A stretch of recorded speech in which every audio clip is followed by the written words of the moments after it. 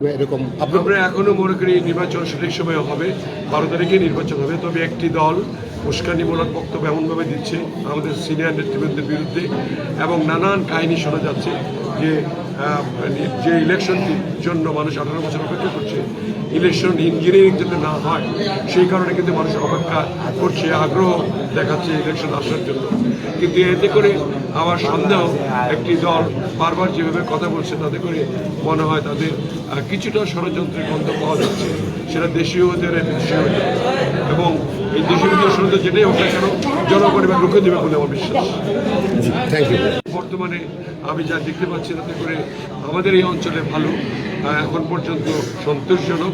আমি জানি না কোনো রাজনৈতিক দল উস্কানিমূলক কথা বলছে, যে উস্কানিমূলক কথার কারণে আইন শৃঙ্খলার পরিস্থিতি অবনতি হতে পারে, সেটার জন্য আমরা প্রস্তুত রয়েছি যাতে না হয়।